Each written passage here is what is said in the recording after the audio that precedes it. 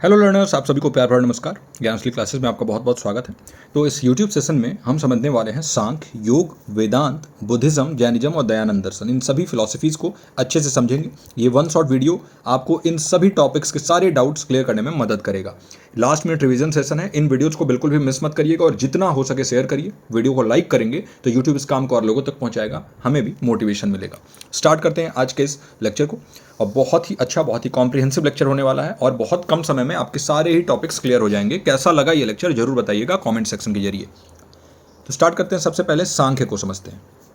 तो देखिए, सांख्य को समझने से पहले हमें इसके ओरिजिन के बारे में समझना होगा कि सांख्य की उत्पत्ति कहाँ से हुई है, नाम ये क्यों पड़ा है सांख्य। तो देखिए, सांख्य जो है ये one of the oldest schools है इंडियन फिलोसफी का। जो भारतीय दर्शन है उसका सबसे पुराने स्कूलों में से एक है ना, सबसे पुराने दर्शनों में से एक है। और इसका जो श्रेय जाता है ना वो कपिल मुनि को जाता है।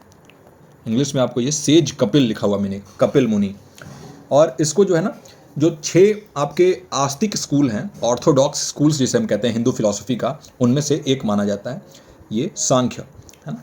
और एक और बात है कि भाई ऑर्थोडॉक्स स्कूल या फिर आस्तिक स्कूल कौन होते हैं, तो ऐसे स्कूल जो वेद के अथॉरिटी में विश्वास रखते हो, जो वेदास हैं इनमें जिसके इसके अथॉरिटी में जिनका विश्वास हो, उसी को हम कहते हैं ऑर्थोडॉक्स, यानी आस्तिक स्कूल, है ना। अब देख लेते हैं फिलोसफीज की। देखिए, one of the 6 Orthodox schools of Indian philosophy. और एक डुअलिस्टिक सिस्टम है। डुअलिस्टिक सिस्टम मतलब इसमें 2 चीज़ें बहुत इंपॉर्टेंट है, एक है पुरुष और एक है प्रकृति। पुरुष क्या है? अल्टीमेट कॉन्शियसनेस, है ना, जिसे परम ब्रह्म जिसे हम कहते हैं, वो होता है अल्टीमेट कॉन्शियसनेस पुरुष। और प्रकृति क्या है? मैटर, नेचर, या फिर हम कहते हैं यहाँ पे माया, है ना। और पुरुष और प्रकृति इन दोनों के ही मिलन से ये संसार चलता है, ऐसा सांख्य का कहना है। अब देखिए, इसमें कुछ की कॉन्सेप्ट्स हैं, इसको समझते हैं। सबसे पहले तो इसमें देखिए, डुअलिज्म को हम बिल्कुल भी नकार नहीं कर सकते हैं, डुअलिज्म। एक और बता दूं चीज़ कि इसमें लिखा है, मैंने बहुत कम, आपको एक्सप्लेन बहुत ज़्यादा करने वाला हूं, तो पूरे वीडियो को अच्छे से देखिएगा वरना बहुत कुछ मिस कर जाएंगे। बहुत ज़्यादा इसमें लिखा नहीं हुआ है। तो डुअलिज्म यानी क्या होगा? ये हो जाएगा आपका द्वैत। द्वैत में ये सांख्य जो है एक डुअलिस्टिक फिलॉसफी है और ये 2 फंडामेंटल रियलिटीज़ के बीच में डिस्टिंग्विश करने के बारे में है। डिस्टिंग्विश करने का मतलब क्या है? पुरुष और प्रकृति, इन दोनों के बीच में अगर आप डिफरेंस कर पाएंगे तभी आप जो है आप अल्टीमेट रियलिटी को पहचान पाएंगे। तो देखिए, पुरुष जो है इसको प्योर माना गया है। जो ये पुरुष है, पुरुष क्या है? ये प्योर है, इटर्नल जिसे हम कहते हैं, ये अनचेंजिंग कॉन्शियसनेस है। वही प्रकृति जो है ये प्राइमल मैटर है। जो प्रकृति है इसको डायनेमिक माना गया है, ये एवर चेंजिंग, ये हमेशा चेंज होता रहता है प्रकृति। और प्रकृति में 3 गुण होते हैं, ये भी याद रखिएगा। कौन कौन से 3 गुण होते हैं इसको देखते हैं। पहला है सत्व गुण, दूसरा है रज गुण और तीसरा है तम गुण। सत्व गुण क्या है? ये जो है ना बैलेंस जिसे हम कहते हैं, ये सबसे बढ़िया जो गुण माना जाता है वो सत्व गुण है। रजस ये एक्टिविटी होता है, ये बहुत एक्टिव वाला गुण है। और तमस क्या है? ये इनर्शिया है, इसको अंग्रेजी में हम कहते हैं इनर्शिया। और ये जो है ना सबसे खराब जो गुण होते हैं वो तमस में आते हैं। और जो सत्व गुण वाले लोग होते हैं, आपको मालूम है, बहुत सात्विक जीवन जीना क्या होता है, जो योगी होते हैं, जो लोग जो हैं बहुत कुछ त्याग के और अपना लाइफ बहुत सिंपल जीते हैं, सत्व गुण का वो ज़्यादा उनके अंदर देखने को मिलता है। रज गुण कौन होता है? जो लोग राज करते हैं, राजसी जीवन जीना आपने सुना होगा ना, जो बहुत ज़्यादा राजसी। और तम गुण क्या है? जो लोग बहुत भोग करते हैं, मदिरा का सेवन करना और हमेशा माया से लिपटे रहना, वो होता है आपका तम गुण। ये तीनों गुणों से मिलके ही प्रकृति बनी हुई है ना। अब प्रकृति क्या है? मटेरियल एस्पेक्ट है ना, जो माया जिसे हम कहते हैं। और पुरुष क्या है? ये इटर्नल है, अनचेंजिंग है, कॉन्शियस एस्पेक्ट है रियलिटी का। मोक्ष क्या है? तो जिस दिन आप जो है ना ये डिफरेंस कर पाओगे कि पुरुष और प्रकृति में अंतर है और आप जो है वो पुरुष के ही एक अभिन्न अंग है और प्रकृति जो है ये नष्ट होने वाला है और ये माया है, तो उसी दिन जो है ना आपके सफरिंग का अंत हो जाएगा, आपके दुख की समाप्ति हो जाएगी। इसी को कहते हैं लिबरेशन या मोक्ष सांख्य के लैंग्वेज में। तो आई होप कि सांख्य को अच्छे से आपने समझा होगा। अब देखिए, इसको मैं समझाता हूँ। इवोल्यूशन और इन्वोल्यूशन इसमें होता है। पुरुष और प्रकृति के बीच में जो भी इंटरेक्शन होगा, इसी वजह से सांख्य कहता है कि ये यूनिवर्स चलता है, इसका क्रिएशन भी इसी वजह से हुआ। ये जो ब्रह्मांड है ये इसीलिए बना क्योंकि पुरुष और प्रकृति आपस में इंटरेक्ट किया इन्होंने। एक होता है महद यानी कॉस्मिक इंटेलिजेंस, ये पहला प्रोडक्ट है प्रकृति का, ठीक है। और इसी से यूनिवर्स का इवोल्यूशन हुआ। अब ये नाम क्यों पड़ा सांख्य? तो देखिए, इसमें 24 जो है ना तत्व होते हैं और यही संख्या, आपने नाम सुना होगा ना संख्या, वही संख्या से सांख्य नाम पड़ा है। बेसिक एलिमेंट्स ऑफ रियलिटी होते हैं इसमें, जैसे महत होता है, अहंकार जो ईगो होता है, मानस माइंड होता है, 5 एलिमेंट जो होते हैं earth water fire air ether, ऐसे करके इसमें 24 टोटल तत्व होते हैं और उन्हीं 24 तत्वों से जो है ना ये पूरा संसार चल रहा है। बॉन्डेज और लिबरेशन का भी यहाँ पर बात किया गया है। तो एक होता है अविद्या, AVIDYA, अविद्या, जिसे इग्नोरेशन भी कहा जाता है या इग्नोरेंस भी कहा गया है। ये क्या होता है, बॉन्डेज की वजह से इग्नोरेंस हो जाता है। आप देखते हो ना बहुत ज़्यादा आप अपने घर वालों से जुड़े हुए रहते हो और बहुत ज़्यादा जो है ना हमेशा सोचते रहोगे कैसे पैसे कमाना है, कैसे जीवन जीना है, कैसे खुश रहना है, बहुत ज़्यादा भोग कैसे करना है। ये क्या है, ये अविद्या है। यानी इग्नोरेंस कब होगी, जब लाइट की कमी होगी और जब आप डिफरेंस नहीं कर पाओगे पुरुष और प्रकृति में, तो यही अविद्या जो है ये घेर लेती है लोगों को, है ना। माया, लास्ट टाइम तक आप देखते हो ना लोग सांस, आखिरी सांस गिनते रहते हैं लेकिन अपने प्रॉपर्टी के बारे में सोचते रहते हैं। क्या है ये, यही अविद्या है। वही मोक्ष के बारे में बात करें तो जब पुरुष जो है ये रियलाइज़ कर देता है कि उसका ट्रू नेचर क्या है ना, और कैसे वो प्रकृति से अलग है। प्रकृति जो है ये एक्टिव एलिमेंट है लेकिन पुरुष कैसे अलग है, इस चीज़ को रियलाइज़ करते ही आप जो है ना ये cycle of birth and death जो कहते हैं हम, जिसे ये होता है ना कि जीवन और मरण का जो चक्र है, इससे आप बाहर निकल जाओगे और आपको मोक्ष की प्राप्ति हो जाएगी। अगर हम एपिस्टेमोलॉजी के बारे में बात करें सांख्य की, तो सांख्य जो है ये 3 सोर्सेज को वैलिड नॉलेज मानता है। पहला है प्रत्यक्ष, जिसे हम परसेप्शन कहते हैं, प्रत्यक्ष, इसको हम परसेप्शन भी कहते हैं। जो ज्ञान है वो प्रत्यक्ष रूप से अगर मिल रहा है, परसेप्शन से मिल रहा है तो ठीक है। दूसरा ज्ञान जो है वो अनुमान से भी मिल सकता है, ऐसा सांख्य का मानना है, इसे हम इन्फेरेंस कहते हैं। और तीसरा है शब्द, यानी वर्बल टेस्टिमनी। ये 3 तरीके इसमें बताए गए हैं। तो आई होप कि सांख्य के सारे ही डाउट्स आपके क्लियर हो गए होंगे। बहुत ही कम समय में पूरे अच्छे तरीके से सभी स्कूल्स को समझाने की कोशिश रहेगी। अब अगले फिलॉसफी को समझते हैं, यह है योग फिलॉसफी या फिर योग दर्शन। तो देखिए बहुत ज़्यादा क्लोजली रिलेटेड होता है ये सांख्य से। सांख्य और योग, ये जो है ना, योग जो है ये आपस में बहुत क्लोजली रिलेटेड होते हैं और ये देखिए अलाइन करता है सांख्य के साथ।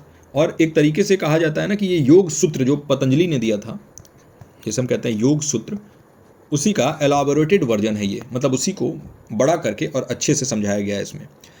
योग जो है ना ये भी एक बहुत ही इंपॉर्टेंट आस्तिक स्कूल है, ऑर्थोडॉक्स जिसे हम कह रहे थे, आस्तिक स्कूल है ये भी हिंदू फिलॉसफी का, जिसे ऑर्थोडॉक्स कहते हैं। ये भी वेद के अथॉरिटी में बिलीव करता है। अब देखिए इसका जो फोकस होता है ना ये प्रैक्टिकल एस्पेक्ट पे है। जो सांख्य है ये थ्योरी के बारे में बात करता है, योग प्रैक्टिकल एस्पेक्ट पे ज़्यादा जोर डालता है स्पिरिचुअल लिबरेशन के लिए। अगर आप मोक्ष प्राप्ति करना चाहते हो तो आपको प्रैक्टिकल एस्पेक्ट के थ्रू करना पड़ेगा, स्टार्टिंग करना पड़ेगा, ये योग का मानना है। तो देखिए यही है, स्पिरिचुअल लिबरेशन के लिए जो है ये डिसिप्लिन और मेडिटेशन पे ज़्यादा जोर डालता है और पतंजलि के योग सूत्र से ही जो है इसको एलाबरेट किया गया, यही इसके न्यू की तरह काम करता है, फाउंडेशनल टेक्स्ट की तरह काम करता है।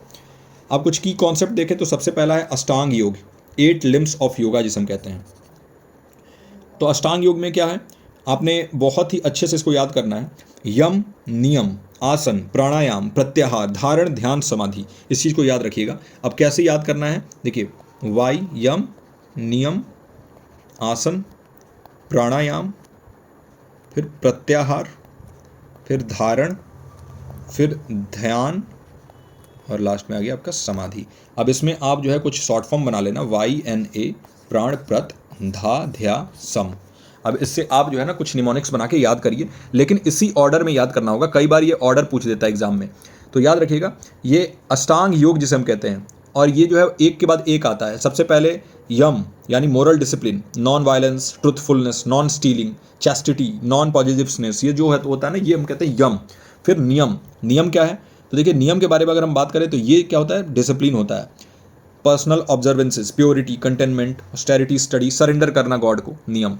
फिर आसन, तो फिजिकल पोस्चर, आसन ज़्यादातर लोग योग को इसी से समझते हैं, आसन से। लोग समझते हैं कि योग का मतलब एक्सरसाइज करना हो गया, लेकिन योग बहुत कुछ बड़ा है एक्सरसाइज करने से। फिजिकल पोस्चर और डिज़ाइन, ये सारी चीज़ें तो हैं, एक पार्ट हैं, लेकिन ये जो है ना पूरी तरीके से योग इसी का मतलब नहीं होता है। तो ये हो गया आपका आसन। फिर प्राणायाम यानी ब्रेथ पे कैसे कंट्रोल करोगे, प्राण शक्ति जो होती है ना वो ब्रेथ कंट्रोल से आती है, तो ब्रेथ कंट्रोल करना, रेगुलेट करना एनर्जी के फ्लो को, ये अपने बॉडी में कैसे आप रेगुलेशन करोगे।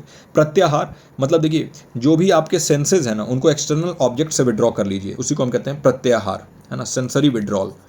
फिर प्राणायाम हो ही गया, प्रत्याहार हो गया। धारण, धारण का मतलब क्या है, कंसंट्रेशन एक सिंगल पॉइंट या सिंगल ऑब्जेक्ट पे करना, इसको हम कहते हैं धारण, है ना, एक सिंगल पॉइंट या सिंगल ऑब्जेक्ट पे। ध्यान मतलब मेडिटेशन, तो याद रखिएगा कंसंट्रेशन और मेडिटेशन इसमें अलग अलग आता है। मेडिटेशन एक स्टेट है जिसमें अनइंटरप्टेड फ्लो, किसी भी तरीके का रुकावट नहीं आएगा उस फ्लो में। एक ऐसा अनइंटरप्टेड फ्लो होता है थॉट का, किसी भी फोकस किए हुए ऑब्जेक्ट, आप किसी चीज़ पे फोकस कर रहे हो तो उस पर बिल्कुल ही अच्छे तरीके से फोकस कर देना बिना किसी इंटरप्शन के। और समाधि क्या है? सबसे आखिरी स्टेज है, a state of deep meditation union with divine. आप समाधि में क्या होता है, आप गॉड के साथ एक हो जाते हो, जो ये ब्रह्म होते हैं उनके साथ विलय हो जाता है, और सेल्फ जो होता है ना, जो हमारा आत्मा है, ये मर्ज हो जाता है जिस पे आप मेडिटेशन कर रहे हो उस ऑब्जेक्ट के साथ। इसी को हम कहते हैं समाधि, एब्जॉर्प्शन। आप एब्जॉर्ब हो जाते हैं। तो आप देखते होंगे ना, बहुत सारे योगी लोग वो समाधि ले लेते थे, तो वो जीवित रहते ही अपने बॉडी को जो है वो त्याग के और अपने आत्मा को परम ब्रह्म से मिला देते थे। ये अष्टांग योग से मुमकिन है। एक बात याद रखिएगा, ये समाधि के लिए जो हम कह रहे हैं, स्पिरिचुअल लिबरेशन जिसे हम कह रहे हैं, मोक्ष जिसे हम कह रहे हैं, निर्वाण जिसे कहते हैं, ये सभी चीज़ों का मार्ग अलग अलग हो सकता है, लेकिन अंत एक ही है। इसीलिए कहा जाता है कि ईश्वर एक है, चाहे वो अल्लाह हो, चाहे वो गॉड हो, चाहे वो आपके यहाँ राम हो, चाहे वो भगवान कृष्ण हो, और चाहे आपके जो है कोई भी जैन बुद्ध, जिनके भी अपने अपनी मान्यता है, लेकिन सब एक है। वो परम ब्रह्म के बारे में ही बात होता है। समाधि क्या है? द अल्टीमेट गोल, आखिरी गोल समाधि ही होता है, अंतिम लक्ष्य यही है।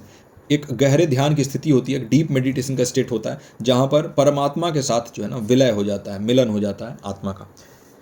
अच्छा, एक और चीज़, चित्त वृत्ति के बारे में बात किया जाता है योग में, मेंटल मॉडिफिकेशन जिसे हम कहते हैं। तो योग का एम होता है ना कि आप कैसे माइंड में आ रहे हैं फ्लक्चुएशंस को, जो भी आपके दिमाग में अलग अलग फ्लक्चुएशंस आ रहे हैं, उनके ऊपर कैसे कंट्रोल पाओगे, और तभी जाके आप प्योर कॉन्शियसनेस के स्टेट में आ पाओगे। तो उसे कहते हैं चित्त वृत्ति। फिर क्लेश भी आपने नाम सुना होगा कई बार कि क्लेश हो गया है। तो क्लेश क्या होगा? क्लेशाज इस इंग्लिश में बोलते हैं, क्लेश एफ्लिक्शंस को बोलते हैं। ये मेन ऑब्स्टेकल होता है आपके स्पिरिचुअल ग्रोथ में। अगर आप स्पिरिचुअली ग्रो करना चाह रहे हैं तो ये क्लेश जो है ये हटाना होगा। इसमें क्या क्या आता है? सबसे पहले तो अविद्या। अविद्या मतलब क्या है? विद्या की कमी। विद्या क्या है? नॉलेज। नॉलेज की कमी अविद्या, मतलब आप पुरुष और प्रकृति के बीच में जो है डिफ्रेंशिएट नहीं कर पा रहे हैं। दूसरा है अस्मिता। अस्मिता मतलब ईगो। बहुत लोग ईगोइस्टिक हो जाते हैं, तो ईगोइज्म अस्मिता कहते हैं। अटैचमेंट, बहुत लोग अटैच रहते हैं बहुत सारी चीज़ों से। ये मेरी चीज़ है, ये मेरी गाड़ी है, ये मेरा घर है, ये मेरे लोग हैं। वो अटैचमेंट जो है ना, ये भी आपका अवरोध पैदा करता है स्पिरिचुअल ग्रोथ में। इसीलिए लोग गृह त्याग कर देते हैं जब भी वो स्पिरिचुअली किसी जर्नी पर निकलते हैं। इसे कहते हैं हम राग। फिर अवर्जन। अवर्जन क्या है? द्वेष जिसे हम कहते हैं। फिर फियर ऑफ डेथ जिसे हम अभिनिवेश कहते हैं। तो मौत का डर, ये भी हटाना होगा मन से। और ये सारी चीज़ें करने के बाद लिबरेशन मिलता है, मोक्ष मिलता है। अच्छा, कैवल्य भी आप मालूम है आपको कि लिबरेशन को ही कहते हैं। ये अल्टीमेट गोल है योग का, कैवल्य। एक state of absolute independence and freedom होता है, और जो साइकिल होता है ना बर्थ और डेथ का, उससे बाहर निकलने का ये लास्ट स्टेप होता है। तो ये रहा योग फिलॉसफी। आई होप कि योग दर्शन भी आपको अच्छे समझ में आया हो। अब हम देखते हैं वेदांत। तो देखिए, नाम से ही समझ में आ रहा है, वेदांत मतलब वेदों का अंतिम जो पड़ाव होता है उसको हम वेदांत कहते हैं। ये भी जो है ना एक हिंदू फिलॉसफी का ही स्कूल है, और इसका फोकस होता है किसके? उपनिषद के टीचिंग पे। याद रखिएगा, जो ये उपनिषद होते हैं ना, इनके टीचिंग के ऊपर जो है इसका फोकस होता है। और इसको एंड ऑफ वेदास भी माना जाता है। एंड मतलब अंत, वेद का अंत, एंड ऑफ द वेदास, इसलिए नाम है इसका वेदांत। और वेदांत भी बहुत अलग अलग तरीके का आपको मालूम ही है कि द्वैत वेदांत, अद्वैत वेदांत, है ना। उसके बाद से बहुत सारा तो अभी मॉडर्न में भी वेदांत आया है, जैसे नियो वेदांता, है ना। और उसके बाद से स्वामी विवेकानंद ने भी अपने वेदांत का जो शुरुआत किया था, मॉडर्न वेदांत। तो बहुत सारे अलग अलग टाइप के भी वेदांत के स्कूल हैं। वेदांत भी एक बहुत ही इंपॉर्टेंट ऑर्थोडॉक्स यानी आस्तिक स्कूल है। ये भी वेद के अथॉरिटी में बिलीव करता है, आस्तिक है ये भी, ऑर्थोडॉक्स। लेकिन एक चीज़ याद रखना होगा कि वेदांत जो है ना, ये नॉन डुअलिस्टिक है। जहाँ पे सांख्य डुअलिस्टिक था, दो चीज़ों के बारे में बात करता था, पुरुष और प्रकृति, वहीं जो है वेदांत नॉन डुअलिस्टिक होता है। नॉन डुअलिस्टिक मतलब अद्वैत जिसे हम कहते हैं, वो द्वैत होता है तो अद्वैत। अब इसमें कुछ की कॉन्सेप्ट समझते हैं। सबसे पहले है ब्राह्मण या ब्रह्म। तो ब्रह्म क्या है? ये अल्टीमेट है, अनचेंजिंग रियलिटी जिसे हम कहते हैं, प्योर कॉन्शियसनेस, बिल्कुल ही जो सबसे ज़्यादा कॉन्शियस एलिमेंट है इस पूरे यूनिवर्स में, वो है ब्रह्म। इसको हम इनफाइनाइट भी कह देते हैं, इसको हम इटरनल भी कह देते हैं, प्योर कॉन्शियसनेस भी कह देते हैं, बहुत सारे नाम हैं। अब ब्रह्म में भी दो प्रकार हैं, सगुण ब्रह्म और निर्गुण ब्रह्म। सगुण और निर्गुण।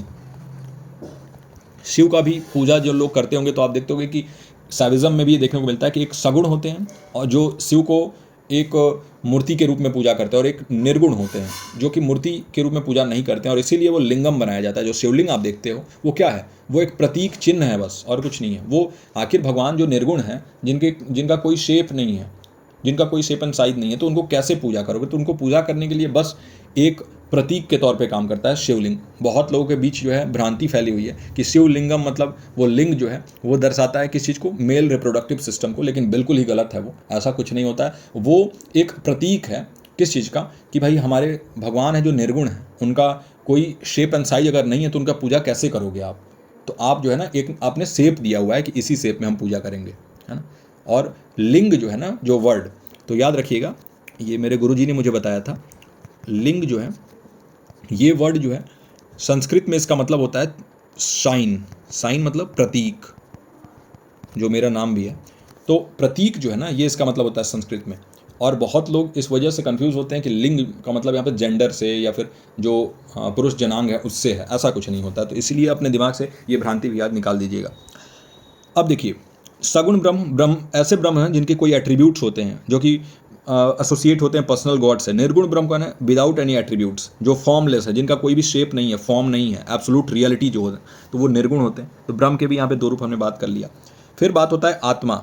आत्मा कौन सा है? Individual soul. जैसे आपके भीतर, मेरे भीतर जो भी आत्माएं हैं, ये आत्मा होती हैं। और देखिए, इसको ब्रह्म के आइडेंटिकल ही माना गया है, क्योंकि ये नॉन डुअलिस्टिक है, इसलिए इसमें कोई डिफरेंस नहीं किया गया है। और आपने नाम सुना होगा ना कि अहम ब्रह्मास्मि, मैं ही ब्रह्म हूँ।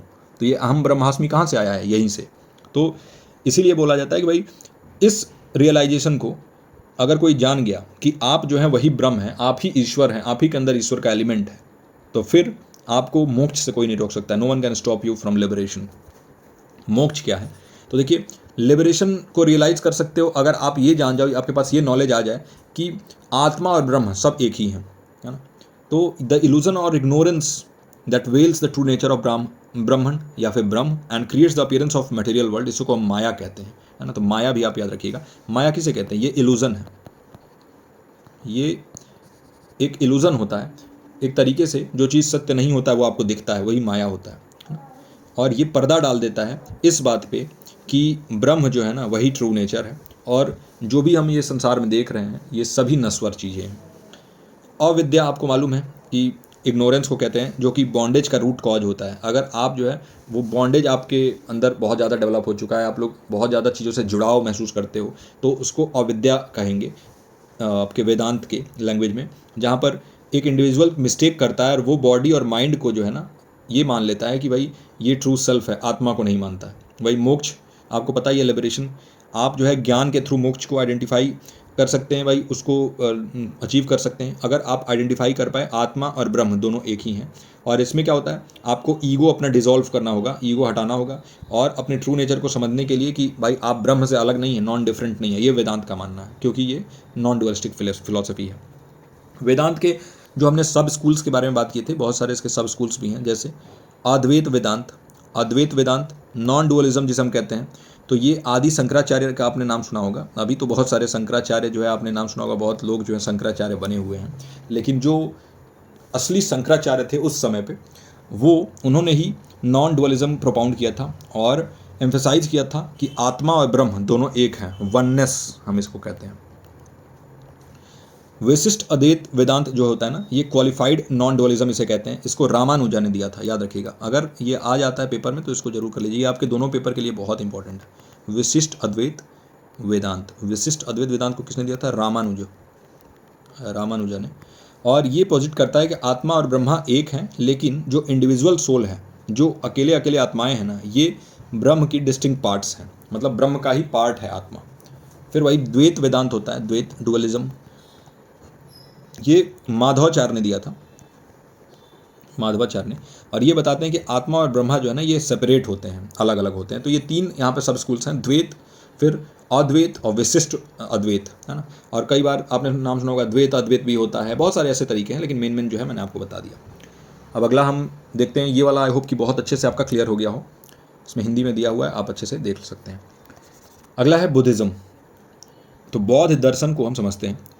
अब बौद्ध दर्शन का ओरिजिन कहाँ से हुआ, उत्पत्ति कहाँ से हुई, ये समझते हैं सबसे पहले। बुद्धिज़्म को फाउंड किया था सिद्धार्थ गौतम ने, इनका नाम था सिद्धार्थ गौतम, इन्हीं को बुद्ध के नाम से भी जाना गया। 6th century BC, 6th century BC मतलब लगभग अभी से 2600 साल पहले, 2600 साल के आसपास हो गया होगा।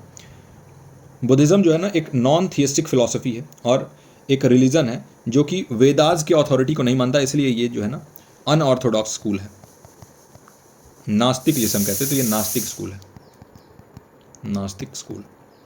इसमें इसके फिलॉसफी को देखें, देखिए सिद्धार्थ गौतम ने फाउंड आउट किया था बुद्धिज़्म जो है वो रिजेक्ट करता है अथॉरिटी ऑफ वेदास को, इसलिए ये नास्तिक स्कूल है और इसका फोकस होता है एनलाइटमेंट के ऊपर, है ना, कि कैसे जो है आप एनलाइटेंड होंगे, आत्मज्ञान आपको कैसे मिलेगा, और दुख से बहुत ज़्यादा यहाँ पर रिलेटेड बातें की गई हैं। सफरिंग यानी दुख से लिबरेशन पाना ही मोक्ष है, जिसे यहाँ पर निर्वाण कहा गया है। और इसमें बात किया जाता है कि जीवन में दुख होता है, उस दुख का कारण होता है, कॉज होता है, उस दुख को अंत किया जा सकता है, उसको अंत करने के लिए पाथ भी होता है। इस बारे में बात किया गया है बुद्धिज़्म में। कि की कॉन्सेप्ट देखें तो सबसे पहले तो 4 नोबल ट्रुथ्स के बारे में बात किया जाता है। इसको देखते हैं हिंदी में, 4 आर्य सत्य। एक तो है पहला दुख यानी सफरिंग, याद रखिएगा। तो सफरिंग होता है, मैंने अभी बताया ना, सफरिंग यानी दुख होता है, और ये सत्य है, द ट्रुथ है ना, कि जीवन जो है वो फुल ऑफ सफरिंग है। आप भी देखते होंगे कि आपको बहुत ज़्यादा सफरिंग होता होगा, डिससेटिस्फैक्शन होता होगा, सबको ही होता है। इसको बोला गया दुख। दूसरा बोला गया समुदय, समुदय मतलब कॉज, कारण, कॉज ऑफ सफरिंग। उस दुख का कारण भी होता है ना, वो डिज़ायर हो सकता है, अटैचमेंट हो सकता है, बहुत सारी चीज़ें हैं जो कि दुख का कारण बन सकती हैं। फिर तीसरा होता है निरोध, जिसे कहते हैं हम सीजेशन, सीजेशन ऑफ सफरिंग। तो ये जो ट्रुथ है ना कि सीजेशन ऑफ सफरिंग जो है वो पॉसिबल है, इस डिजायर को एलिमिनेट करके इसको अचीव किया जा सकता है। और चौथा है, जिसे बुद्धिज़्म में बोला जाता है मग्गा या मार्ग, पाथ। ये रॉ वाला जो कॉन्सेप्ट है ना, ये रॉ लगना, तो ये रॉ जो है बुद्धिज़्म में कई बार आप देखोगे बुद्धिज़्म में रॉ होता ही नहीं है, इसलिए ये मग्गा और ये सारी चीज़ें आपको पढ़ने को मिलती हैं। तो सीजेशन ऑफ सफरिंग भी है, यानी कि कोई ना कोई ऐसा पाथ है, ऐसा रास्ता है जिस पे चल के आपकी सफरिंग जो है वो ख़त्म हो जाएगी, है ना। और उसी को हम, इस रास्ते को, इस मार्ग को हम कहते हैं 8 फोल्ड पाथ। आपने नाम सुना होगा 8 फोल्ड पाथ, बुद्धिज़्म में होता है। तो 8 फोल्ड पाथ, है ना। अब 8 फोल्ड पाथ क्या है? सबसे पहला राइट अंडरस्टैंडिंग, ये समझना कि नेचर ऑफ रियलिटी क्या है, 4 नोबल ट्रूथ्स को समझना। तो पहला हो गया आपका क्या? Right understanding, right understanding. Second हो गया आपका राइट स्पीच, मतलब जब भी आप बोलो तो सच बोलो, हाँ, हार्मफुल मत बोलो, किसी को भी उल्टा नहीं बोलना, किसी को कुछ गलत नहीं बोलना है। तीसरा है राइट एक्शंस, आपके एक्शंस सही होने चाहिए, एथिकल होने चाहिए, नॉन वायलेंट होने चाहिए, किसी भी तरीके से किसी और को नुकसान नहीं पहुंचाना है। चौथा है राइट लिवलीहुड, मतलब आप ऐसे तरीके से जीवन जियो जिसमें किसी को भी आप हार्म नहीं कर रहे हैं, किसी को भी दुख नहीं पहुंचा रहे हैं। पांचवा है राइट एफर्ट। राइट एफर्ट में क्या होगा कि आप पॉजिटिव स्टेट ऑफ माइंड में रहें, ऐसी चीज़ें करें जो कल्टीवेट करे पॉजिटिव स्टेट ऑफ माइंड, किसी भी तरीके के नेगेटिविटी को अवॉइड करें। छठा है राइट माइंडफुलनेस, प्रेजेंट में जिए, है ना, अवेयरनेस रखें अपने बॉडी के बारे में, ऐसा ना हो कि भूख लग रहा है तो आपने कुछ भी खा लिया, सेंसेशंस, फीलिंग्स और थॉट्स के ऊपर कंट्रोल रखें। और सातवां है आपका राइट कंसंट्रेशन, है ना, राइट कंसंट्रेशन। तो देखिए राइट अंडरस्टैंडिंग, राइट इंटेंशन, एक भूल गया यहाँ पे, राइट इंटेंशन भी लिख लेते हैं सेकंड में। राइट इंटेंशन क्या है कि आप एथिकल और मेंटल तरीके से खुद को इम्प्रूव करेंगे। और यहाँ पे 8 कर लीजिए, ये 7 6 5 4 3 2 1। तो देखिए पहला हो गया आपका right understanding, second right intention, तीसरा राइट स्पीच, चौथा राइट एक्शन, पांचवा राइट लिवलीहुड, छठा है राइट एफर्ट, सातवां है राइट माइंडफुलनेस और आठवां राइट कंसंट्रेशन, जिसमें कि आप एक एबिलिटी डेवलप करेंगे फोकस करने का माइंड का जो है ना मेडिटेशन के थ्रू, ताकि आप जो है ना वो निर्वाण की प्राप्ति कर सकें। तो ये होता है आपके 8 फोल्ड पाथ, जिस पे चल के आपको निर्वाण मिल सकता है। अब इसमें बात किया जाता है बुद्धिज़्म में अनत्त की, नो सेल्फ। तो इसमें क्या होता है कि ये एक ऐसा डॉक्ट्रिन है जो बात करता है कि कोई भी इटर्नल अनचेंजिंग सोल या सेल्फ जो है ना, ऐसा कुछ नहीं है। सेल्फ जो है वो 5 फैक्टर से का एग्रीगेट या फिर एवरेज होता है, जिसे स्कंद बोला गया है। पहला है फॉर्म, दूसरा है सेंसेशन, तीसरा है परसेप्शन, चौथा है मेंटल फॉर्मेशन और पांचवा है कॉन्शियसनेस। इन्हीं से मिल के जो है ना वो सोल बना है। तो बुद्धिज़्म में एक चीज़ मुझे बहुत बुरी लगती है और ये लगती है कि यहाँ पे आत्मा के बारे में बोला जाता है कि इसमें आत्मा नहीं होता, लेकिन जो जीवन मरण का साइकिल है उसके बारे में बोला जाता है कि हाँ जीवन और मरण का साइकिल होता है। तो अगर आत्मा नहीं होता है तो फिर जीवन मरण का साइकिल के बारे में कैसे आप बात कर सकते हैं? ये थोड़ा सा जो है बुद्धिज़्म में लगता है मुझे कि कुछ मिस्टेक है। फिर अगला है आपका अनिक, जिसे हम कहते हैं इम्परमानेंस। तो बुद्धिज़्म में बात किया जाता है इम्परमानेंस की, जिसे इसमें बोला जाए अनिक। कोई भी चीज़ परमानेंट नहीं है, इसमें यही माना जाता है कि हर चीज़ इम्परमानेंट है और लगातार कॉन्स्टेंटली चेंज हो रहा है ना। तो कोई भी चीज़ परमानेंट नहीं है। फिर इसमें निर्वाण के बारे में बात किया जाता है, यही अल्टीमेट गोल है। जैसे हमारे जो भी ऑर्थोडॉक्स स्कूल थे वहाँ पे हम मोक्ष के बारे में बात करते थे, यहाँ पे निर्वाण के बारे में बात होता है। तो जब सभी डिज़ायर, सभी चीज़ें खत्म हो जाएंगी और जब cycle of birth and death से निकल जाएंगे तो उसी को हम कहते हैं निर्वाण। और ये cycle of birth and death को संसार बोला गया, इसमें संसार। अब देखिए एक और चीज़ जो एग्ज़ाम में बार बार पूछा जा रहा है कि स्कूल्स ऑफ बुद्धिज़्म भी पूछा जा रहा है क्या। देखिए बुद्धिज़्म के भी कुछ अलग अलग जो है मान्यताएं हैं। पहला है एक जिसे बोलते हैं थेरावाद। हाँ, तो थेरावाद क्या है? ये टीचिंग ऑफ द एल्डर्स, अगर इसका प्रोनाउंसिएशन करोगे तो होगा टीचिंग ऑफ एल्डर्स। इसका पूरा जोर होता है इंडिविजुअल एनलाइटमेंट पे। और ये जो है ना, ये ज़्यादा विश्वास रखता है जो स्टार्टिंग में बुद्ध ने जो स्क्रिप्चर्स दिए उन पे विश्वास रखता है ना, अर्लीस्ट बुद्धिस्ट स्क्रिप्चर पे। ये पुरानी पद्धतियों पे ध्यान देता है। वहीं महायान एक होता है जिसको कहते हैं ग्रेट व्हीकल। तो महायान क्या करता है? फोकस करता है, ये बात करता है सभी लोगों के एनलाइटमेंट के बारे में। और यहाँ पर बोधिसत्व वाला जो कॉन्सेप्ट है वो बताया जाता है। और ये जो है ना, बोधिसत्व की वजह से बात करता है कि कोई अपने निर्वाण को जो है वो डिले कर सकता है ताकि वो दूसरों की मदद कर सके। कोई अगर बहुत अल्टीमेट कॉन्सियसनेस वाला बीइंग है तो वो अपने निर्वाण को क्या करेंगे? डिले करेंगे ताकि दूसरों को वो हेल्प कर सकें। और वज्रयान क्या है? डायमंड व्हीकल कहा जाता है। ये एसोटेरिक प्रैक्टिसेस और रिचुअल्स करके और रैपिड एनलाइटमेंट के ऊपर होता है। तो वज्रयान एक तरीके से आप मान सकते हो ना कि जो काला जादू वाला जो एरिया है वो बुद्धिज़्म में भी आया है। तो ये तीन तरीका है, एक है थेरावाद, एक महायान, एक वज्रयान। तो ये चीज़ें जो है याद रखिएगा। आई होप कि बुद्धिज़्म भी आपका क्लियर हो गया हो। अब हम देखते हैं जैनिज़्म। तो देखिए जैनिज़्म जो है ये इसकी फ़िलॉसफी जो होती है ना, ये एंसेंट इंडियन रिलीजन एक है, आपको मालूम ही है। और इसका फोकस है नॉन वायलेंस पे। जैन लोग को आप देखते होंगे ना कि बहुत अहिंसा के बारे में बात करते हैं। यहाँ पर नॉन वायलेंस के बारे में, अहिंसा के बारे में बहुत बात होता है। एक चींटी भी पैर से ना दब जाए इसलिए आगे झाड़ू लगा के और साफ करते हुए लोग चलते हैं। और यहाँ पर जो है ना लिबरेशन सेल्फ डिसिप्लिन के थ्रू और रेनन्सिएशन के थ्रू अचीव करने के बारे में बात किया जाता है कि अगर मोक्ष की प्राप्ति करनी है आपको तो आप डिसिप्लिन रहोगे तभी हो पाएगा, रेनन्सिएशन करके ही आप कर पाओगे। अब इसके ओरिजिन को समझ लेते हैं जैनिज़्म के। और इससे रिलेटेड जो है ना एक क्वेश्चन भी कई बार पूछा जा चुका है। तो जैनिज़्म जो है ना एक एंशिएंट इंडियन रिलीजन, आपको पता ही है। और महावीर को जो है ना बहुत ज़्यादा इसमें एट्रीब्यूट दिया जाता है कि महावीर जो है वही जैनिज़्म के फाउंडर थे। लेकिन असली में अगर देखा जाए ना तो जैनिज़्म के जो फाउंडर थे वो थे ऋषभदेव। तो देखिए इसमें 24 तीर्थंकर हुए और 24 तीर्थंकर में से जो आखिरी तीर्थंकर थे वो थे महावीर, है ना, महावीर। और इन्होंने ही बहुत प्रचार प्रसार करके जैनिज़्म को फेमस किया। लेकिन जो स्टार्टिंग जिन्होंने किया वो थे ऋषभदेव, ये पहले तीर्थंकर थे, फर्स्ट तीर्थंकर। और देखिए जैनिज़्म जो है ये भी एक नॉन थिस्टिक यानी कि एक वेद में विश्वास ना रखने वाला जो फिलॉसफी है वो है।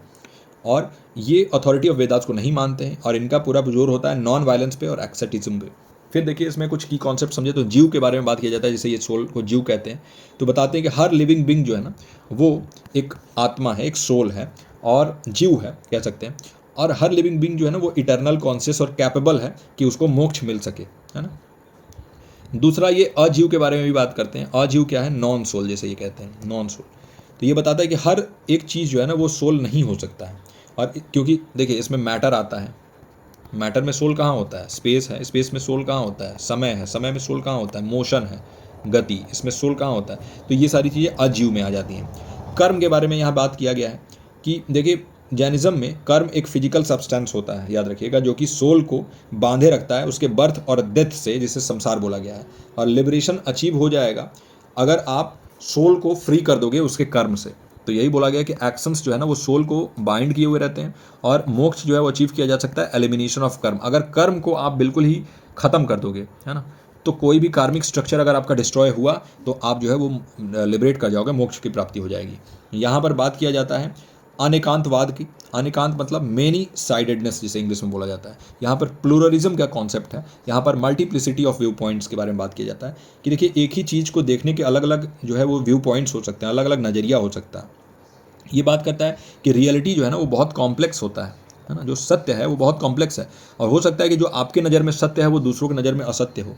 तो इसीलिए अलग अलग दृष्टिकोण बहुत ज़रूरी है। मल्टीपल पर्सपेक्टिव के बारे में ये जैनिज़्म का मुझे बहुत अच्छा लगता है। ये मल्टीपल पर्सपेक्टिव के बारे में बात करता है। ये बताता है कि कैसे आप टॉलरेंस को डेवलप कर सकते हैं और रिस्पेक्ट कर सकते हैं अलग अलग व्यू पॉइंट्स को। ये बहुत अच्छी बात है। आज के डेट में इंडिया में इसी चीज़ की बहुत कमी है। देखिए आप जहाँ किसी के खिलाफ बोलोगे तो तुरंत आपको कुछ और बोल दिया जाएगा कि आप ये हो, आप देशद्रोही हो, आप ये हो गए। तो इसलिए ये व्यू पॉइंट्स को जो है ना फ्रीली बात करने के लिए कहता है। अनेकांतवाद के बारे में बात करता है जैनिज्म, है ना, कि एक ही चीज़ के कई पहलू हो सकते हैं, जरूरी नहीं है कि एक ही सत्य हो। फिर जैनिज्म बात करता है अनेकांतवाद से हटके बात करता है ये अपारिगृह के बारे में, अहिंसा के बारे में तो हमने बात किया। देखिए अहिंसा के बारे में क्या कहता है जैनिज्म, इसको मेन तरीके से अगर हम देखें तो नॉन वायलेंस के लिए ही जाना जाता है। इसका प्रिंसिपल ये है कि सभी जो भी जीव हैं, लिविंग बींग्स हैं, उनको जीने का हक है। और जैन को इसीलिए जो है ना वो बहुत दूर तक जाने से भी मना ही रहता है, ताकि जो छोटे छोटे जीव हैं उनको ये लोग जो है वो कुचल ना दे, उनको जो है दिक्कत ना पैदा कर दे। फिर अपार गृह मतलब नॉन पॉजिटिवनेस होता है, मतलब आप जो है ना किसी भी चीज़ से अटैच नहीं रहेंगे। और इसलिए जैन मुनि जो लोग होते हैं, आप देखते हैं ना कि एक वाइट कलर का कपड़ा धारण किए रहेंगे, है ना, श्वेतांबर इनको कहते हैं। तो वो क्या करते हैं, कई बार तो कपड़ों तक त्याग कर देते हैं ये लोग, है ना। अपने डिसिप्लिन के लिए क्या करते हैं, बालों को अपने हाथों से ये लोग नोचते हैं, है ना, एक एक बाल हटा देंगे नोच नोच के। तो ये सारी चीज़ें जो है प्रथाएं हैं जैन की, और इससे इनके अंदर डिसिप्लिन क्रिएट होता है। और जो है ये इनका पाथ है और इनका जो मार्ग है ताकि मोक्ष मिल सके। मोक्ष का जैनिज्म में यही है कि भाई आप cycle of birth and death से कैसे लिबरेट करोगे सोल को। और right faith, right knowledge, right conduct के बारे में यहाँ बात किया जाता है। राइट फेथ, राइट नॉलेज और राइट कंडक्ट। अच्छा, बुद्धिज़्म का एक और चीज़ देखिए, रत्नत्रया या फिर त्रिरत्नाज, ये टेक्स्ट है बुद्धिज़्म का, याद रखिएगा, जिसे रत्नत्रया भी कहा जाता है, रत्नत्रया। तो ये बहुत लोग कंफ्यूज होते हैं कि बुद्धिज़्म का है कि जैनिज्म का है, तो ये बुद्धिज़्म का है, याद रखिएगा, रत्नत्रया। ये बहुत इंपॉर्टेंट बुक है बुद्धिज़्म का। फिर जैनिज्म के सेक्ट को देखें तो देखिए इसमें एक होते हैं दिगंबर और एक होते हैं श्वेतांबर। तो आप देखते हो ना, दिगंबर जो होते हैं ना, दिगंबर मुनि का भी आपने नाम सुना होगा, दिगंबर। तो ये क्या करते हैं, ये फॉलोअर होते हैं ना एस्केटिक मॉन्क्स, जिन्होंने सभी पोजेशंस को छोड़ दिया है और इन्होंने क्लॉथिंग भी छोड़ दिया है, तो ये कपड़े तक नहीं पहनते हैं। ये होते हैं आपके दिगंबर। वहीं श्वेतांबर जो होते हैं ना, ये कपड़े पहनते हैं और ये सिंपल वाइट कपड़े पहनते हैं, इसलिए नाम है ये श्वेतांबर, मतलब ये वाइट कपड़े पहन सकते हैं। 5 वाउज के बारे में यहाँ बात किया गया है। सबसे पहला है अहिंसा, अहिंसा परमो धर्मा। आप समझते हो ना, तो नॉन वायलेंस जो है इसको बहुत बड़ा रोल माना जाता है जैनिज्म में। सत्य को माना जाता है। अस्त्या जिसे कहते हैं नॉन स्टीलिंग, किसी भी तरीके का चोरी से बचना। फिर ब्रह्मचर्य जिसे चैस्टिटी कहते हैं। और अपारिगृह नॉन पॉजिशन, किसी भी तरीके का अटैचमेंट नहीं रखना होता है। तो ये सारी चीज़ें जो है ना ये एथिक्स में आती हैं, वाउज में आती हैं। 5 जो है वो वाउज होते हैं। तो आई होप कि जैनिज्म भी आपका बिल्कुल अच्छे से क्लियर हो गया हो। और अब हम देखते हैं दयानंद दर्शन, आर्य समाज भी इसको बोला जाता है। तो देखिए दयानंद दर्शन जिसे आर्य समाज दर्शन भी बोला जाता है, इसके फाउंडर कौन थे, स्वामी दयानंद सरस्वती। 19th सेंचुरी में फाउंड किया गया था, और स्पेसिफिकली देखें तो 1875 में, 1875 में इसको फाउंड आउट किया गया था। इसका पर्पज क्या था, तो इसका एम था हिंदुइज्म में रिफॉर्म लाना। तो हिंदुइज्म में बहुत कुप्रथाएं हो गई थी, है ना, और उन कुप्रथाओं को ख़त्म करके और हिंदुइज्म में बदलाव लाना ही इसका लक्ष्य था। जैसे क्या क्या बदलाव लाना है, एक तो सती प्रथा जो चला हुआ आ रहा था, जिसमें हस्बैंड के डेथ के बाद जो विमेन हैं, जो उनकी विडोज़ हैं, उनको उन्हीं के जो शैया है, मृत शैया, उस पर ही उनको भी लिटा दिया जाता था, और साथ में जलने का प्रथा था। बहुत ही एक बड़ा कुप्रथा था, उसको अंत करने में इनका बहुत बड़ा रोल था दयानंद दर्शन में। दयानंद दर्शन का देखें अगर, स्वामी दयानंद सरस्वती का, और इनका यही एम था कि कैसे जो है ना आप वेद के टीचिंग्स पे वापस से लौटना है, कैसे आप जो है आइडल वर्शिप के प्रैक्टिसेस को रिजेक्ट करना है। जैसे जो मूर्ति पूजन था उसके खिलाफ ये लोग रहते हैं, आइडल वर्शिप के खिलाफ रहते हैं, किसी भी तरीके की मूर्ति का पूजन से ये लोग मना करते हैं।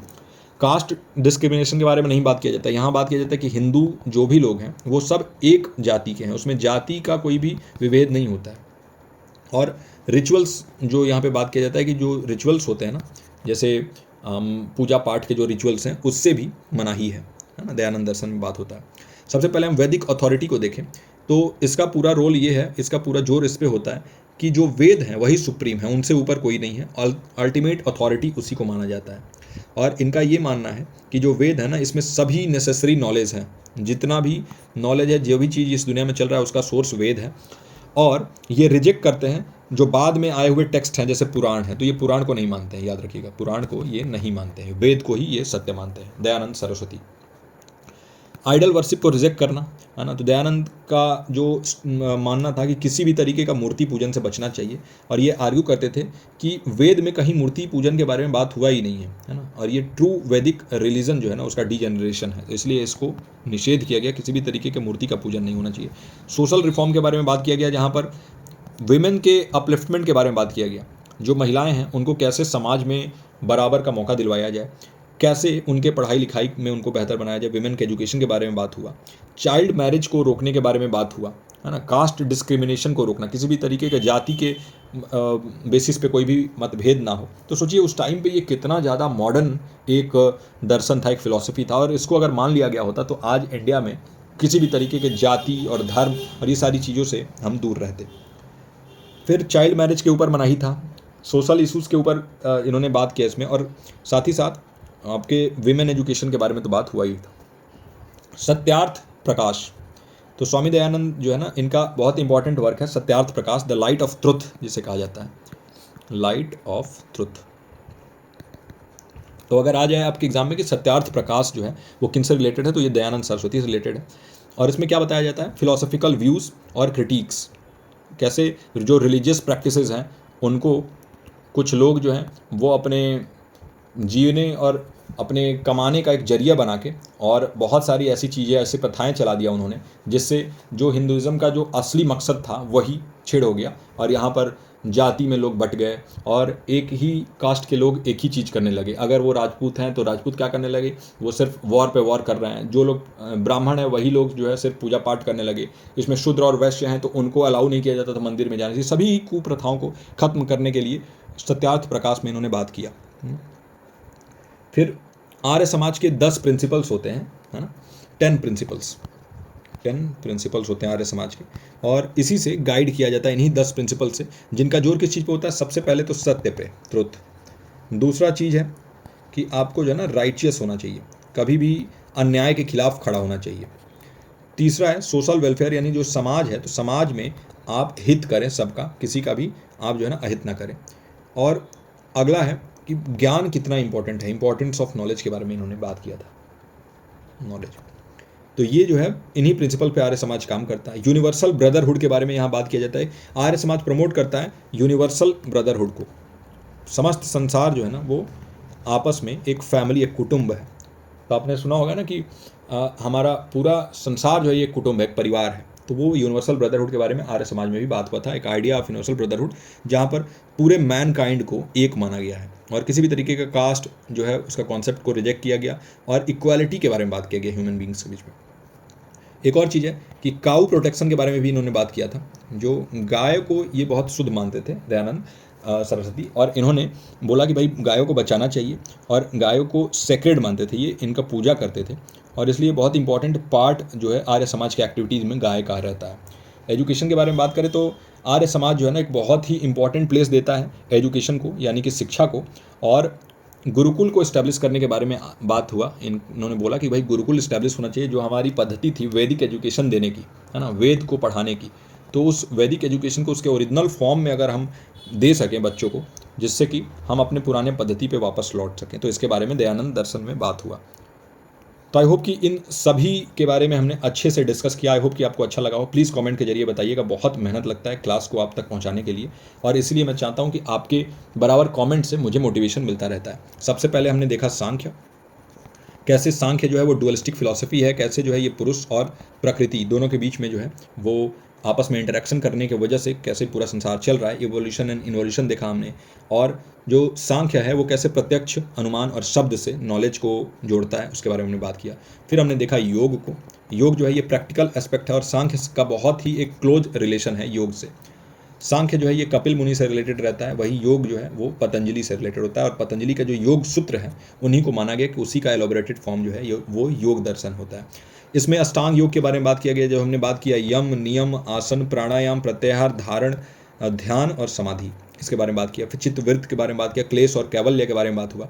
वहीं वेदांत में हमने देखा कि ये एक हिंदू फिलॉसफी ऐसा है जहाँ पर वेदों के अंत में जो भी चीज़ें हैं वहाँ उसके बारे में बात हुआ है ना। ये एक नॉन डुअलिस्टिक फिलॉसफी माना जाता है, यानी अद्वैत, और इसमें भी ब्रह्म के बारे में, आत्मा के बारे में, माया, अविद्या, मोक्ष, सभी चीज़ों के बारे में बात हुआ है। और सब स्कूल्स देखें तो यहाँ पे अद्वैत, विशिष्ट द्वैत, द्वैत, अद्वैत, फिर द्वैत वेदांत, इस टाइप के बहुत सारे अलग अलग स्कूल्स इनके भी हैं। फिर हमने देखा बुद्धिज़्म को, और देखिए अद्वैत वेदांत जो था उसमें आदि शंकराचार्य जो थे उनसे जोड़ा जाता है। अद्वैत तो AD से याद रख सकते हो, अद्वैत और आदि शंकराचार्य, इससे याद रख सकते हो। फिर बुद्धिज़्म, तो बुद्धिज़्म का ओरिजिन भी हमने देखा कि कैसे सिद्धार्थ गौतम से इसका ओरिजिन हुआ 6th सेंचुरी में। और बुद्धिज़्म भी एक अनऑर्थोडॉक्स स्कूल है जैनिज्म की तरह। यहाँ पे 5 नोबल ट्रूथ्स के बारे में बात हुआ कि भाई दुख जो है वही परम सत्य है, दुख का कारण है, उस कारण को सीज किया जा सकता है, उसको ख़त्म किया जा सकता है, और ख़त्म करने के मार्ग भी हैं। मार्ग को क्या था? 8 फोल्ड पाथ, 8 फोल्ड पाथ, जो 8 फोल्ड पाथ था इसके बारे में हमने बात किया। पहला था राइट अंडरस्टैंडिंग, दूसरा राइट इंटेंशन, तीसरा राइट स्पीच, चौथा राइट एक्शन, पांचवा राइट लिवलीहुड, छठा राइट एफर्ट, सातवां राइट माइंडफुलनेस और आठवां राइट कंसंट्रेशन। अगर हिंदी में हम बात करें तो पहला हो जाएगा राइट अंडरस्टैंडिंग यानी सही दृष्टि, फिर सही संकल्प, सही वाणी, फिर सही कर्म, सही आजीविका हो जाएगा राइट लिवलीहुड, फिर सही प्रयास हो जाएगा आपका राइट एफर्ट, और राइट माइंडफुलनेस सही स्मृति, राइट कंसंट्रेशन हो जाएगा सही समाधि, है ना। तो ये जो है आपके 8 फोल्ड पाथ थे। फिर यहाँ पे नो सेल्फ के बारे में बात किया गया, इम्पर्मानेंस के बारे में कि कोई चीज़ परमानेंट नहीं है, निर्वाण के बारे में बात किया गया कि कैसे आप बर्थ और डेथ के साइकिल से निकल सकते हैं, और बात किया गया इसमें कि आत्मा जो है वो मिलन होता है किस चीज़ का? 5 फैक्टर्स का एक एवरेज होता है, जैसे बोला गया form, sensation, perception, mental formation और कॉन्शियसनेस, ठीक है। तो ये जो है आत्मा बताया गया कि आत्मा इन्हीं चीज़ों से मिलकर बना हुआ है। फिर अगला देखें तो हम देखते हैं जैनिज़्म, और जैनिज़्म जो है इसका ओरिजिन माना जाता है ऋषभ देव से। ऋषभ देव जो है ये ओरिजिनेटर हैं जैनिज़्म के, और महावीर जो हैं इन्होंने बहुत ज़्यादा प्रचार प्रसार किया जैनिज़्म का, है ना। 24 तीर्थंकर के बारे में यहाँ पे बात किया गया। तीर्थंकर का अगर हम शाब्दिक अर्थ देखें तो एक ब्रिज बनाने वाले हैं। कौन? किस चीज़ के बीच में? आपके आत्मा और ब्रह्म के बीच में जो ब्रिज बना सकते हैं वो हैं, है ना। तो जैनिज़्म में भी जीव के बारे में बात किया गया, अजीव के बारे में बात किया गया, कर्म के बारे में बात किया गया, फिर अहिंसा के बारे में बात किया गया जो नॉन वायलेंस है, अनेकांतवाद के बारे में कि एक ही चीज़ को अलग अलग नज़रिए से देखा जा सकता है और एक ही चीज़ के अलग अलग सत्य हो सकते हैं, जो मेरा भी एक पर्सनल फेवरेट है जैनिज़्म से। फिर अपार गृह, मतलब किसी भी तरीके का पोजीशन हमें नहीं रखना चाहिए, किसी भी तरीके का अटैचमेंट नहीं रखना चाहिए। फिर यहाँ पर हम मोक्ष के बारे में बात करते हैं। 5 जो है वाउज के बारे में हमने बात किया, जहाँ पर अहिंसा, सत्य, अस्त्या, ब्रह्मचर्य और अपार गृह के बारे में। और जैनिज़्म के सेक्ट्स के बारे में बात किया कि 2 तरीके के यहाँ पर जैनिज़्म हमें देखने को मिलता है। एक तो है दिगंबर जो कि कपड़ों तक को त्याग देते हैं, और एक होते हैं श्वेतांबर जो कि सफ़ेद कपड़े धारण करते हैं। फिर अगला हमने देखा दयानंद दर्शन, जो अभी हमने देखा था, और दयानंद दर्शन को 1875 में दयानंद सरस्वती द्वारा इस्टेब्लिश किया गया था। और ये मूर्ति पूजन के निषेध के बारे में बात करता है कि मूर्ति पूजन नहीं करना चाहिए, कास्ट डिस्क्रिमिनेशन नहीं होना चाहिए, विमेन एजुकेशन के बारे में बात होता है, विमेन को कैसे आप अपलिफ्ट कर सकते हैं समाज में उसके बारे में बात होता है। और सबसे इंपॉर्टेंट, ये वेद के फिलॉसफी में मानते हैं, लेकिन ये जो है ना पुराणों को नहीं मानते, वेद के बाद आने वाले किसी भी टेक्स्ट को ये नहीं मानते। ये मानते हैं कि वेद जो ओरिजिनल है वही जो है असली नॉलेज का स्रोत है, सोर्स है। तो वैदिक अथॉरिटी, आइडल वर्शिप को रिजेक्ट करना, सोशल रिफॉर्म के बारे में बात किया गया कि कैसे कुप्रथाओं को खत्म किया जाए, सती प्रथा जैसे कुप्रथाएं जो हैं, बाल विवाह जैसे कुप्रथाएं, इनको खत्म किया गया। सत्यार्थ प्रकाश जो है वो दयानंद सरस्वती द्वारा ही दिया हुआ एक बहुत इंपॉर्टेंट वर्क है, जिसे लाइट ऑफ ट्रुथ भी कहा जाता है। और इसके अलावा 10 प्रिंसिपल्स जो आर्य समाज के हैं, जो कि बात करते हैं सत्य के बारे में और राइचियसनेस के बारे में, सामाजिक जो भी गतिविधियां हैं उसके बारे में, और साथ ही साथ ज्ञान के जो इंपॉर्टेंस है उसके बारे में। यूनिवर्सल ब्रदरहुड के बारे में बात किया गया, गाय के प्रोटेक्शन के बारे में, और गाय को पूजनीय बताया गया। और साथ ही साथ एजुकेशन को, शिक्षा को एक बहुत महत्वपूर्ण रोल दिया गया। गुरुकुल को इस्टेब्लिश करने के बारे में बात होता है आपका कहाँ? दयानंद दर्शन में, कि गुरुकुल इस्टेब्लिश किया जा सके जिससे वैदिक नॉलेज दिया जाए, ओरिजिनल वैदिक नॉलेज है वो प्रोवाइड किया जाए। तो इस तरीके से हमने आज एंड किया इन सभी ही फिलॉसफीज़ को। आई होप कि कोई भी डाउट नहीं रह गया होगा आपका इन फिलॉसफीज़ में। और जैसा भी आपका मानना हो, कैसा लगा क्लास, ज़रूर आप बताइएगा कमेंट सेक्शन के जरिए। मैं मिलता हूँ आपसे अगले लेक्चर में। टिल देन आप अपना और अपनों का ख्याल रखिए। नमस्कार।